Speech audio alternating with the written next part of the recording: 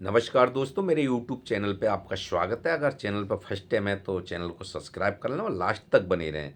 तो आज बात करते हैं जो महाराष्ट्र में एक से एक बड़ा खुलासा। जब से इलेक्शन हुए, वोटिंग हुई है, विधानसभा चुनाव हुए हैं, भाजपा ने सरकार तो बना ली अपनी, लेकिन एक से एक खुलासा हो रहा है। इस पर सवाल पे जवाब बात करेंगे।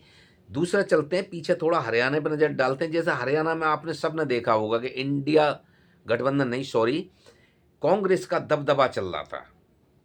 जीतते जीतते पूरी बहुमत से आंधी कांग्रेस की थी और अचानक ही बाजी पलटती है। हरियाणा में एक चमत्कार जैसा हो जाता है।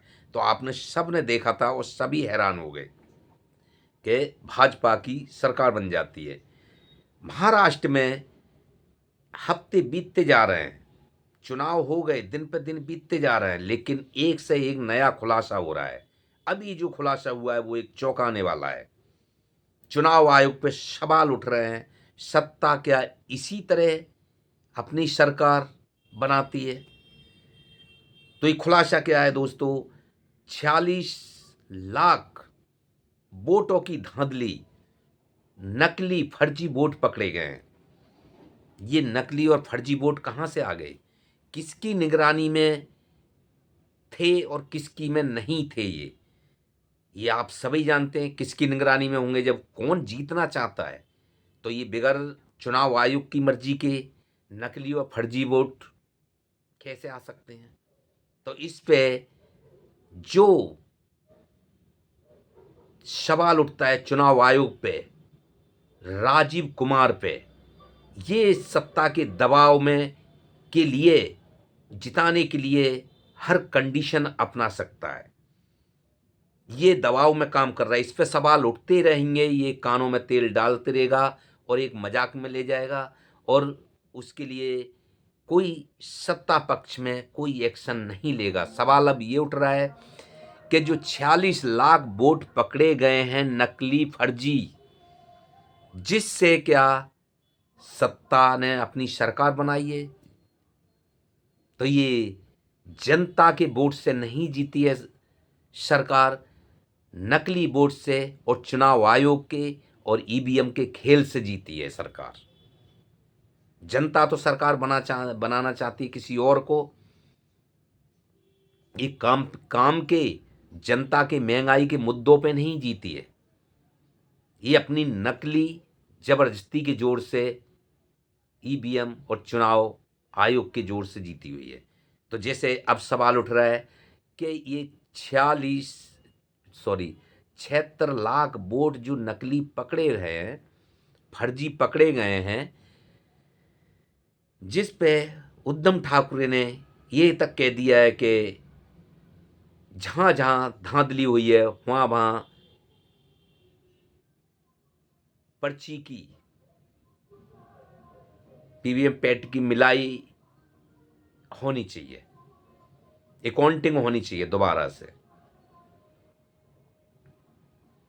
76 लाख जो वोट पकड़े गए हैं उसके खिलाफ चुनाव आयोग के लिए लेटर भेजा है, लेकिन उससे होना क्या है? सुप्रीम कोर्ट के महमूद प्राचा का ये कहना है कि उससे होना क्या है, कुछ नहीं होना। चुनाव आयोग के पास कंप्लेंट करने से या उनको इस चीज़ का ज्ञात देने से या उनके पास जाने से या उनको लेटर देने से कुछ नहीं होने वाला है। इसके एक ही रास्ता है, इसके खिलाफ, चुनाव आयोग के खिलाफ लीगल एक्शन होना चाहिए। लीगल जो प्रक्रिया है वो अपनानी चाहिए। तो दोस्तों, ये एक देश में चुनाव आयोग की सहमति से बड़े बड़े धांधली हो रही हैं। तो ये संविधान को, जो बाबा साहेब का संविधान जिस हिसाब से देश को और जो विपक्ष को, सत्ता सरकार को एक दायरा दिया था कि वो इस तरह कोई भी सरकार सत्ता में होगी वो अपनी मनमानी करेगी, तो उसके खिलाफ एक वोट ये जनता का बनाया था। जो वोटिंग होगी 5 साल में, जो सबका को जनता हटा सकती है, लेकिन ऐसा कुछ होगा ही नहीं, क्योंकि चुनाव आयोग ईवीएम जो सत्ता के दबाव में काम कर रहा है वो सत्ता को हटने कैसे देगा? विपक्ष जोर मार मार के रह जाएगा, हर तरह का प्रयास अपनाएगा, जनता परेशान हो जाएगी, महंगाई से परेशान है, बेरोजगारी से परेशान है, संभल हादसे पे मोदी बोलते नहीं, मणिपुर जल रहा है उस पर बोलते नहीं, कोई भी देश में होता है ऐसा कुछ लेकिन उस पे सवाल नहीं होता है। महंगाई बेरोजगारी पे वोटिंग नहीं होती है, सरकार नहीं चुनी जा रही है, आजकल जबरदस्ती से चुनी जा रही हैं। तो दोस्तों अभी अडानी जी का मुद्दा उठा हुआ है, अमेरिकन अदालत ने उनको अरेस्ट वारंट जारी कर चुके हैं। जब अमेरिका, केन्या, हर जगह से हर विदेशी ताकत उनके लिए अपने अपने जहाँ जहाँ उनका काम चल रहा है उसको खारिज करते जा रही है, तो क्या जो इतने दिन से राहुल गांधी इस मुद्दे को लेके चल रहा है, अब तो पूरी जनता की नज़र में आ चुका है कि हाँ, अडानी पे जो राहुल गांधी बोलते थे, वो सवाल उठाते थे, तो वो सच था। तो क्या मोदी जी को एक्शन नहीं लेना चाहिए इस पे?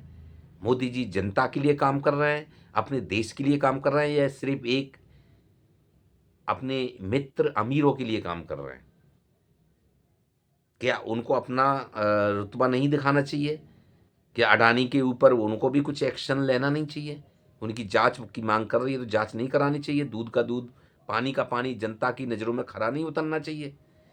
तो दोस्तों ये एक सत्ता सरकार जो बैठी है, ये सिर्फ देश के लिए है या हिंदू और मुस्लिम करके अपनी जीत हासिल करना चाहती है, या ईवीएम और चुनाव आयोग एजेंसियों को दबा के अपनी जीत हासिल करती है?